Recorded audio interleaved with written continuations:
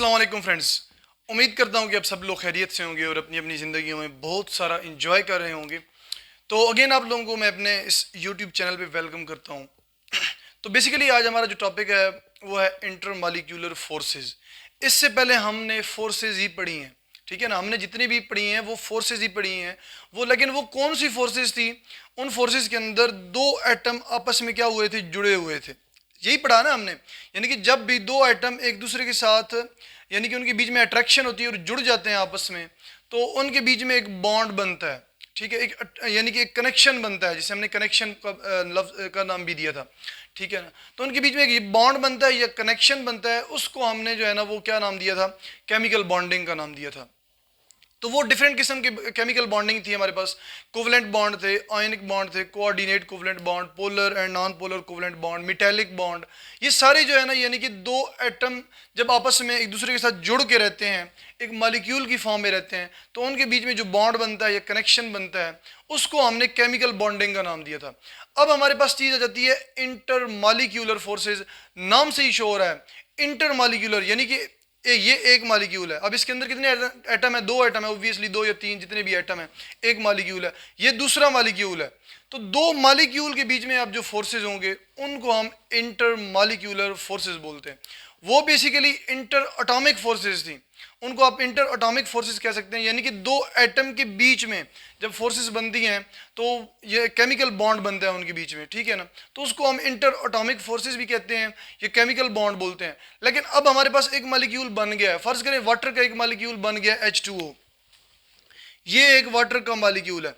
अब एक वाटर का मॉलिक्यूल, जाहिर है जब आप पानी लेते हैं, पानी के एक ड्रॉप भी हो तो उसके अंदर यानी कि अरबों वाटर के मॉलिक्यूल होते हैं। तो उसका मतलब ये है कि अगर फर्ज करें साथ में एक और वाटर का मॉलिक्यूल है, यहाँ भी वाटर का मॉलिक्यूल है, यहाँ भी वाटर का मॉलिक्यूल है, ये सारे वाटर के मॉलिक्यूल इकट्ठे हैं, तो इनके बीच में भी क्या होती हैं? फोर्सेज होती हैं, ठीक है ना। जिसकी वजह से वो या तो सॉलिड फॉर्म में मैटर एग्जिस्ट करता है, या फिर लिक्विड फॉर्म में एग्जिस्ट करता है, या फिर गैशियस फॉर्म में वो लिक्विड वो मैटर एग्जिस्ट करता है। समझ आ गई इस चीज़ों की? यानी कि मॉलिक्यूल के बीच में भी फोर्सेज होती हैं, जिन्हें हम इंटरमॉलिक्यूलर फोर्सेस का नाम देते हैं। तो सबसे पहले हम इंटरमॉलिक्यूलर फोर्सेस की डेफिनेशन करते हैं, फिर एक एग्जांपल लेके उसको थोड़ा सा एक्सप्लेन करते हैं, फिर देखते हैं। डेफिनेशन क्या है? The relatively weak forces exist in between the molecules are called intermolecular forces. कहते हैं कि जो वीक फोर्सेस होती हैं मॉलिक्यूल के बीच में, वीक फोर्सेस को हम क्या बोलते हैं? Intermolecular forces. कोई भी आप सब्सटेंस ले, वाटर ले लें, नमक ले लें, कुछ भी ले लें, तो उनके बीच में क्या होगी? वहाँ पे इंटरमॉलिक्यूलर फोर्सेस होंगी। समझ आ गई है? अब ये वाटर की एग्जांपल आप लोगों को मैंने जनरली बताई है कि इसके अंदर ये एक वाटर का मॉलिक्यूल है, ये दूसरा मॉलिक्यूल, ये तीसरा, चौथा, पांचवा। इन मॉलिक्यूल के बीच में यानी कि इंटरमॉलिक्यूलर फोर्सेज होंगी, उन्हें हम जो है ना क्या नाम देंगे? इंटरमॉलिक्यूलर फोर्सेज का नाम दिया। इसके अलावा वाटर के अंदर जो है ना, अगर आप देखें तो ये वाटर का मॉलिक्यूल है, इसके साथ दो एटम जुड़े हुए हैं। अब ये बेसिकली क्या है? केमिकल बॉन्ड है। ये ऑक्सीजन का हाइड्रोजन के साथ और इस ऑक्सीजन का हाइड्रोजन के साथ क्या है? केमिकल बॉन्ड है, या कोवलेंट बॉन्ड का जिसका हमने नाम दिया था, ठीक है ना। तो ये जो है ना इंटर अटोमिक फोर्सेज हैं। लेकिन इंटरमॉलिक्यूलर फोर्सेज कौन सी हैं? जब दो मॉलिक्यूल के बीच में फोर्सेज बनती है, दो या दो से ज्यादा मॉलिक्यूल के बीच में, तब उनको हम इंटरमॉलिक्यूलर फोर्सेज कहते हैं।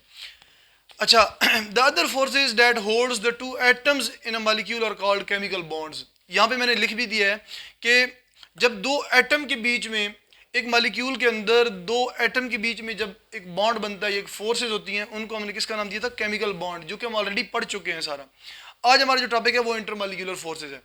फॉर एग्जाम्पल, अब इंटरमॉलिक्यूलर फोर्सेज को एक एग्जाम्पल से जो है ना एक्सप्लेन किया गया, उसके अंदर इंटरमॉलिक्यूलर फोर्सेज कौन सी हैं वो भी बताएंगे, और केमिकल बॉन्ड कौन से हैं वो भी बताएंगे। Example, the chemical bonding and intermolecular forces of HCl molecule are given below। यानी कि HCl हाइड्रोक्लोरिक एसिड, HCl यानी कि एक मॉलिक्यूल है, हाइड्रोक्लोरिक एसिड इसका नाम है। तो इसके बीच में जो केमिकल बॉन्डिंग है और इंटरमॉलिक्यूलर फोर्सेज है वो हम देखने जा रहे हैं। Shown given below. अच्छा, यहाँ पे नीचे दिए गया है, ये HCl का एक मॉलिक्यूल है, ये HCl का दूसरा मॉलिक्यूल है, ये HCl का तीसरा मॉलिक्यूल है। समझ आ गई? ये तीन मॉलिक्यूल मैंने शो करवाए हैं HCl के, हाइड्रोक्लोरिक एसिड के।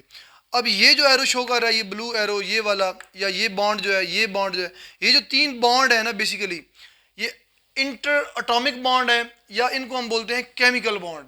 ये कौन से बॉन्ड है? केमिकल बॉन्ड है। क्यों केमिकल बॉन्ड है? क्योंकि ये कोवलेंट बॉन्ड है। ये हाइड्रोजन और क्लोरीन की शेयरिंग से एक एक इलेक्ट्रॉन जो है ना ये इन्होंने शेयर किया हुआ है और बॉन्ड बना हुआ है, एक मॉलिक्यूल बना हुआ है। तो ये कौन सी फोर्सेज हो गई, यानी कि इंटर एटॉमिक फोर्सेज, या फिर आप इनको कह सकते हैं कि केमिकल बॉन्ड। तो ये बीच में क्या है, केमिकल बॉन्ड है। अब आप देखें तो तीन मॉलिक्यूल के बीच में भी फोर्सेज हैं ये वाली। ये इंटरमॉलिक्यूलर फोर्सेज क्यों हैं, क्योंकि आप देखें यहाँ पे ये हाइड्रोजन जो है ना ये पार्शियल पॉजिटिव है, लेकिन ये एक मॉलिक्यूल का जो हाइड्रोजन है वो पार्शियल पॉजिटिव है, और ये जो क्लोराइड जो है हमारे पास ये दूसरे मॉलिक्यूल का पार्शियल नेगेटिव है।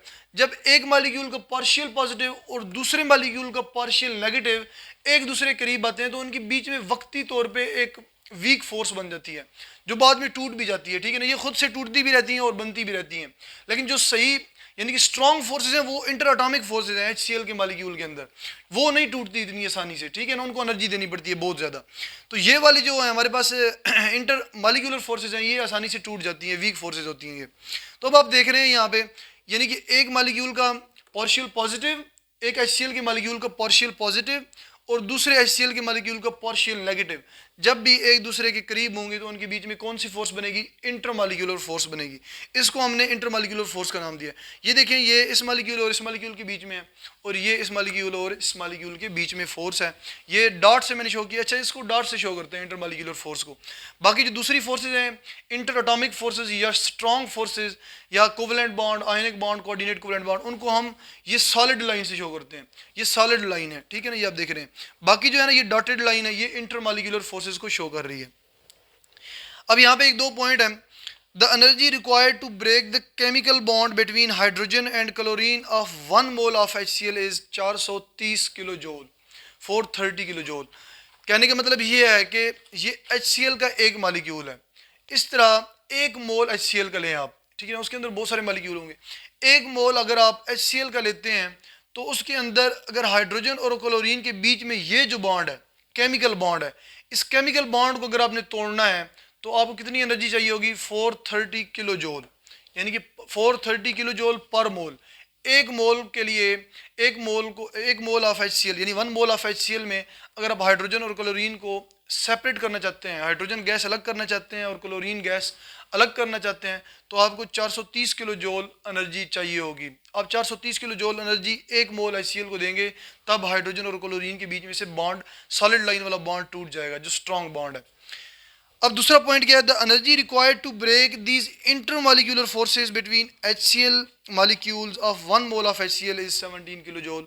यानी कि अगर आप देखें, अगर आपने ये HCl यानी कि HCl मॉलिक्यूल के बीच में जो इंटरमॉलिक्यूलर फोर्सेज हैं, ये आप दो मॉलिक्यूल के बीच में जो इंटरमॉलिक्यूलर फोर्स है इसको तोड़ना चाहते हैं, तो अगर आप HCl का एक मोल लेते हैं, एक मोल HCl का लेते हैं और उनके बीच में इंटरमॉलिक्यूलर फोर्सेस को तोड़ना चाहते हैं, यानी कि ये HCl का मॉलिक्यूल बिल्कुल सेपरेट करना चाहते हैं, ऑब्वियसली यहाँ से जब ये जो इंटरमॉलिक्यूलर फोर्सेस हैं ये जब टूटेंगी तो HCl का मॉलिक्यूल बिल्कुल अलग से हो जाएगा ना, बिल्कुल सेपरेट हो जाएगा।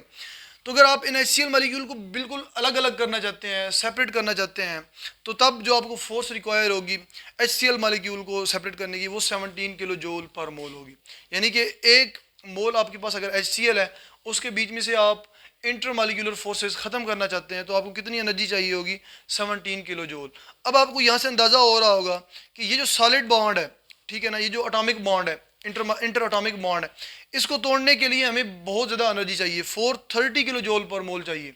लेकिन एक मोल के लिए जब आपके पास एक मोल HCl हो, उसके अंदर से इंटर मॉलिक्यूलर फोर्सेस जस्ट खत्म करनी हो तो आपको 17 किलो जूल पर मोल एनर्जी चाहिए, ठीक है, यानी कि इतनी कम एनर्जी चाहिए आपको। तो इस तरह जो है ना, इससे एक बात हमारे पास वाज़ेह हो गई कि ये हमारे पास जो इंटर एटॉमिक बॉन्ड होते हैं, ये केमिकल बॉन्ड होते हैं, ये स्ट्रॉन्ग बॉन्ड होते हैं, ठीक है, जो कोवेलेंट है, आयोनिक है, कोऑर्डिनेट कोवेलेंट है, मेटालिक बॉन्ड है, ये कौन से बॉन्ड है, ये स्ट्रॉन्ग बॉन्ड है। और इसके अलावा जो मॉलिक्यूल के बीच में फोर्सेज होती हैं ये इंटर मॉलिक्यूलर फोर्सेज होती हैं, और ये वीक फोर्सेज होती हैं, ये खुद से यानी कि टूटती रहती हैं और फिर जुड़ती रहती हैं, बनती रहती हैं इस तरह। Okay, types of intermolecular forces. There are lots of intermolecular forces that exist in nature, but only two kinds of intermolecular forces are discussed here. Basically, nature के अंदर बहुत सारी जो है ना intermolecular forces exist करती हैं, तो इसमें से आपके सिलेबस में जो है ना वो जस्ट दो ही एक्सप्लेन की गई हैं, बाकी जो है ना वो FSC लेवल पे हैं, हाई लेवल पे हैं। तो कौन कौन सी हैं, पहली डाइपोल इंटरेक्शन है और दूसरी हाइड्रोजन बॉन्डिंग है। तो अब हम इनको वन बाई वन करके नेक्स्ट लेक्चर्स में डिस्कस करेंगे। तो उम्मीद करता हूँ कि ये लेक्चर आप लोगों को समझ आ गया होगा। अगर मज़ीद आप लोगों को किसी चीज़ की समझ नहीं आई, यानी कि ये डिफरेंस समझिए, ये डिफरेंस क्लियर करना है आप लोगों ने। यानी केमिकल बॉन्ड अलग से है, केमिकल बॉन्ड जो ऑलरेडी हम पढ़ चुके हैं, ठीक है, इंटर एटॉमिक फोर्सेज भी जिन्हें बोलते हैं, और बाकी जो इंटर मालिक्यूलर फोर्सेज हैं, ये मालिक्यूल के बीच में फोर्सेज होती हैं, ये डिफरेंस वाज़ेह करना है आप लोगों ने। इंटर एटॉमिक फोर्सेज स्ट्रांग होती हैं, जबकि इंटर मालिक्यूलर फोर्सेज क्या होती हैं, वीक होती हैं। इनको तोड़ने के लिए हमें कम एनर्जी चाहिए होती है। तो उम्मीद करता हूँ कि ये चीज़ आप लोगों के जो है ना ज़हन में आ चुकी होगी, ये डिफरेंस आप लोग जो है ना समझ चुके होंगे कम्प्लीटली। तो इसके अलावा अगर आप लोगों को ज़हन में अगर कोई क्वेश्चन आता भी है तो आप कमेंट सेक्शन में क्वेश्चन करें, मैं इंशाल्लाह आप लोगों को इसका रिप्लाई करूँगा। तो इसी के साथ ही हम अपना लेक्चर एंड करते हैं, इंशाल्लाह मिलते हैं नेक्स्ट लेक्चर में। इसी के साथ ही अल्लाह हाफिज़।